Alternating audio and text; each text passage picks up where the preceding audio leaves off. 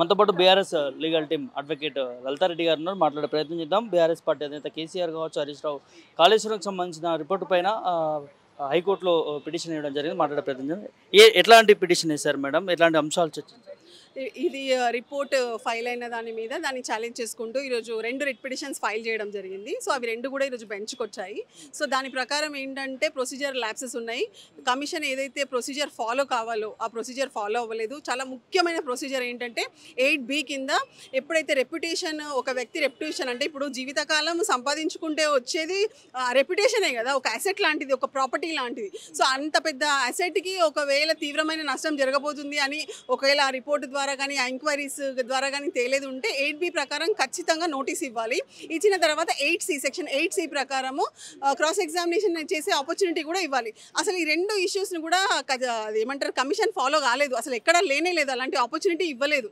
ఇవ్వకుండా ఏకపక్ష నిర్ణయం తీసుకుంటూ ఓన్లీ జస్ట్ ఏమంటారు ఎగ్జామినేషన్ వెళ్ళి ఏదో ఎవిడెన్స్ ఇస్తే అంతకుముందు ఉన్న విట్నెసెస్ ఎవరైతే ఎగ్జామిన్ అయ్యారో వాళ్ళందరి డీటెయిల్స్ చెప్పలేదు, వాళ్ళు ఏమన్నారో చెప్పలేదు, వాళ్ళని మేము క్రాస్ చేసే ఆపర్చునిటీ కూడా ఇవ్వకుండా ఒక లీగల్ రిప్రజెంటేటివ్ని కూడా ఎన్నుకోవచ్చు, యాక్చువల్గా అపాయింట్ చేసుకోవచ్చు. అలాంటి ఆపర్చునిటీ కూడా ఇవ్వకుండా అట్టర్లీ ఫెయిల్ అయింది కమిషన్. సో ఇలాంటి ఏకపక్ష నిర్ణయం తీసుకోవడం అనేది చాలా తప్పు. సో ఈ నిర్ణయం అన్నీ చూస్తుంటే ఏదో అంటే ఏదో ప్రెషర్ మీద చేసినట్టుగా ఉంది, కానీ యాక్చువల్గా అన్ని ప్రాసెస్ ఫాలో అవుతున్నట్టు అయితే లేదు. సో ఖచ్చితంగా ఈ రిపోర్ట్ని సెటిసైడ్ చేయమని చెప్పేసి, సో మీన్ వైల్ ఈ రిపోర్ట్కి ఆధారంగా ఎలాంటి ఫర్దర్ యాక్షన్స్ తీసుకోవద్దని చెప్పేసి ఈరోజు వాదోపవాదాలు జరిగాయి. సో ఆ విషయంలో ఏమైందంటే ఎప్పుడైతే గవర్నమెంట్ లాయర్ అడ్వకేట్ జనరల్ ఉన్నారో సో రేపటికి వాయిదా అడిగారు. కోర్టు పర్టికులర్గా ఒక 3 క్వశ్చన్స్ అడిగింది. ఆ 3 క్వశ్చన్స్కి కూడా సమాధానం చెప్పలేకపోయారు. ఒకటి ఏంటంటే మెయిన్ ఇష్యూ, ఎప్పుడైతే ఈ రిపోర్ట్ వస్తుందో ఆ రిపోర్ట్ని అట్లా పబ్లిక్ చేయడం కానీ, పీపీటీ పవర్ పాయింట్ ప్రజెంటేషన్ చేయడం కానీ, అన్ని వెబ్సైట్లలో పెట్టడం కానీ, సోషల్ మీడియా ప్లాట్ఫామ్స్లో పెట్టడం అనేది చాలా తప్పు.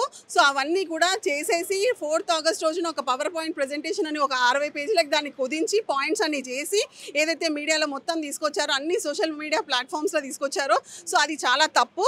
సో మరి అది పెట్టారంటే ఫస్ట్ ఆఫ్ ఆల్ అసలు మేము పెట్టలేదన్నారు. మీరు చూస్తే, మీరు ఎవరన్నా కూడా చూడవచ్చు, మనం అందరం చూస్తే తప్పకుండా ఆ రిపోర్ట్కి సంబంధించిన పవర్ పాయింట్ ప్రజెంటేషన్ కానీ, ఆ రిపోర్ట్స్ కానీ అన్నీ కూడా అన్ని సోషల్ మీడియా ప్లాట్ఫామ్స్లో వచ్చేసినాయి ఆల్రెడీ. సో దాన్ని డినై చేశారు. దాని తర్వాత దానికి ఆన్సర్ చెప్పలేకపోయారు. చేశారా చేయలేదా అంటే చెప్పలేకపోయారు అనమాట. సో ఎప్పుడైతే 3 పర్సన్స్ కమిటీని మేము అపాయింట్ చేశామన్నారు, సో ఆ ఇష్యూస్ కూడా ప్రాపర్గా ప్రొసీడ్ అవ్వలేదు. సో ఇప్పుడు ఫైనల్గా ఇంకొక క్వశ్చన్ ఏంటంటే, మీరు యాక్షన్ తీసుకున్న తర్వాత అసెంబ్లీ ముందు పెట్టబోతున్నారా, లేకపోతే అసెంబ్లీలో రిపోర్ట్ పెట్టాక మీరు యాక్షన్ తీసుకుంటారా అనే దానికి కూడా సమాధానం చెప్పలేదు. సో ఆ క్లారిటీ కోసం రేపటికి వాయిదా వేశారు. అడ్వకేట్ జనరల్ గారు టైం తీసుకున్నారు. సో రేపటికి వెళ్ళింది, రేపు తెలుస్తుంది ఏమవుతుంది. నిజంగా కేసీఆర్ విషయంలో కావచ్చు, హరీష్ రావు విషయంలో కావచ్చు, ఇప్పుడు చర్యలు తీసుకున్నారు, కానీ ఇంత ముందే తీసుకుని ఉంటే దీనిపైన ఏంటనేది చర్చ వచ్చేది.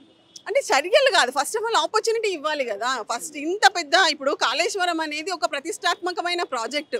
మీరు చూస్తున్నారు ఎన్నో లక్షల ఎకరాలకి పంట సాగు అని ఎంత అంటే 14వ ప్లేస్లో ఉన్న మన అంటే స్టేటస్ ఏదైతే ఉందో ఫస్ట్ ప్లేస్లోకి వెళ్ళాం. ఈవెన్ మనం పంట ఉత్పత్తి కానీ అన్నిట్లో నంబర్ 1గా స్టూడ్ అయ్యాం. బికాజ్ కాళేశ్వరం నుంచి వచ్చిన వాటర్ కానీ మనం దీనివల్ల ఎంతో మందికి, లక్షల మంది రైతులకు ఉపాధి కల్పించింది. దీనివల్ల అంటే మనకి ప్యాడీ ఉత్పత్తి వచ్చింది, అంటే అన్నదాతకి ఒక మంచి రాబడి వచ్చే విధంగా కూడా మనకి తోడ్పడింది. అలాంటి కాళేశ్వరంని పట్టుకుని అంత ప్రతిష్టాత్మకమైన ప్రాజెక్ట్లో 3 బ్యారేజ్లు ఉన్నాయి. 3 బ్యారేజ్లలో ఒక్క బ్యారేజ్లో ఒక 2-3 పిల్లర్లు కుంగితే ఆర్ క్రాక్ వస్తే దానికి సంబంధించింది అసలు అది మొత్తం సప్రెస్ చేసుకుంటూ అంత మంచి ప్రతిష్టాత్మకమైన ప్రాజెక్టు మీద ఒకవేళ నిజంగా ఏదైనా ఎంక్వైరీ కూర్చుంటే అన్ని విధాలుగా ఎంక్వైరీ చేయాలి, అన్ని ఆపర్చునిటీస్ ఇవ్వాలి. ఇప్పుడు మీరు తమ్మిడిహట్టి తీసుకుంటే కూడా తమ్మిడిహట్టిలో ఒక విషయాల్లో కూడా చాలా క్లియర్గా ఏం జరిగిందని చెప్పి హరీష్ రావు గారు కానీ, కేసీఆర్ గారు కానీ చాలా క్లియర్గా ఎందుకు చేంజ్ చేయాల్సి వచ్చింది, అప్పుడు మహారాష్ట్ర గవర్నమెంట్ ఏమన్నది, ఆ విషయాలను కూడా చెప్పారు. ఆ విషయాలను కూడా అసలు ఏ విధంగా కూడా దీంట్లో ఈ రిపోర్ట్లో పొందుపరచడం కానీ, దాని మీద క్లారిటీ ఇవ్వడం కానీ, దాని మీద ప్రాపర్ ఎంక్వైరీ కూడా జరగలేదు. సో ఈ విషయాలన్నీ కూడా కోర్టు ముందుకు తీసుకురావడం అంటే ఛాలెంజ్ చేయడం జరిగింది. సో ఇప్పుడు ఈ రోజు జరిగిన ఆర్గ్యుమెంట్స్ ప్రకారం it is only interim petition మీద మెయిన్ స్టే ఇవ్వమని చెప్పి, సో ఆ క్లారిటీ ఇవ్వగానే రేపు తెలుస్తుంది మనకి. ఇది పరిస్థితి.